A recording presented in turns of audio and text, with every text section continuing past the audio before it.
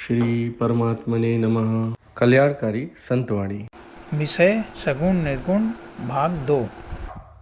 केवल निर्गुण की मुख्यता मानने से सभी बातों का ठीक समाधान नहीं होता, परंतु केवल सगुण की मुख्यता मानने से कोई संदेह बाकी नहीं रहता।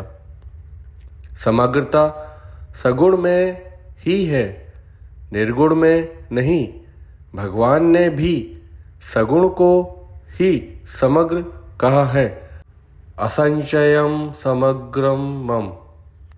ईश्वर सगुण निर्गुण साकार निराकार सब कुछ है, क्योंकि वह समग्र है। समग्र में सब आ जाते हैं। सगुण के अंतर्गत ब्रह्म परमात्मा और भगवान ये तीनों आ जाते हैं, पर निर्गुण के अंतर्गत केवल ब्रह्म ही आता है, क्योंकि निर्गुण में गुणों का निषेध है। अतः निर्गुण सीमित है और सगुण समग्र है। केवल निर्गुण को जानने वाला परमात्मा को तत्व से नहीं जानता, परंतु सगुण निर्गुण दोनों को समग्र को जानने वाला ही परमात्मा को तत्व से जानता है। जो अपने को गुणों में लिप्त गुणों से बंधा हुआ मानकर जन्मता मरता था, वह बद्ध जीव भी जब परमात्मा को प्राप्त होने पर गुणातीत गुणों से रहित कहा जाता है, तो फिर परमात्मा गुणों में बद्ध कैसे हो सकते हैं? वे तो सदा ही गुणों से अतीत रहित हैं। अतः वे प्रकृति इंद्रियों से रहित हैं, अर्थात संसारी जीवों की तरह हाथ पैर नेत्र सिर मुख कान आदि इंद्रियों से युक्त नहीं है, किंतु उन इंद्रियों के विषय को ग्रहण करने में सर्वदा समर्थ हैं। सगुण की उपासना समग्र की उपासना है। गीता ने सगुण को समग्र माना है और ब्रह्म जीव कर्म अधिभूत अधिदेव और अधियज्ञ इन सबको समग्र भगवान के ही अंतर्गत माना है। इसीलिए गीता को देखने से ऐसा प्रतीत होता है कि निर्गुणों उपासना ब्रह्म की उपासना समग्र भगवान के एक अंग की उपासना है और सगुणों उपासना स्वयं समग्र भगवान की उपासना है। त्वयं पर्युपासते माम ध्यायन्त उपासते।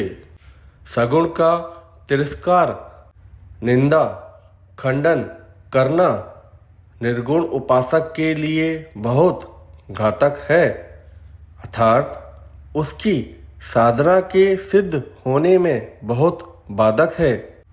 हिरण्याकशिपु ने भी हिरण्याक्ष के मरने पर अपनी भौजाई को निर्गुण आत्म तत्व का उपदेश दिया है।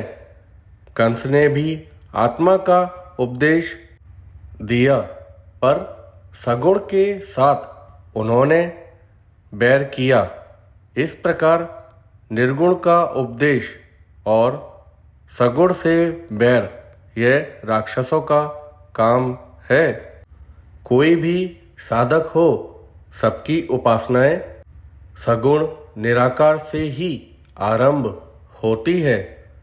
आपको परमात्मा के विषय में यही बात दृढ़ कर लेनी चाहिए कि परमात्मा है, परमात्मा है, इसका ध्यान में बहुत बढ़िया और बहुत सुगम मान्यता हूँ। राम, कृष्ण आदि साकार रूप की उपासना निराकार से कभी किसी भी अंश में कम नहीं है। मैं ऐसे कभी नहीं कहता कि सगुण को छोड़कर निर्गुण की उपासना करो अथवा निर्गुण को छोड़कर सगुण की उपासना करो। गीता ने सब कुछ परमात्मा ही है ऐसा जानने वाले की बहुत प्रशंसा की है और उसे सबसे दुर्लभ महात्मा कहा है।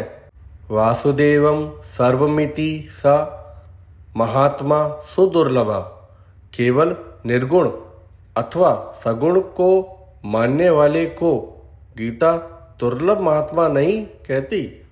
आपको केवल इतनी ही बात जानने की जरूरत है कि परमात्मा है। परमात्मा कैसा है? सगुण है कि निर्गुण है? साकार है कि निराकार है? दोभुज है कि चतुर्भुज है या सहस्त्रभुज है? यह जानने की जरूरत नहीं है, पर वह है जरूर। जो है उसी परमात्मा का मैं अंश हूँ।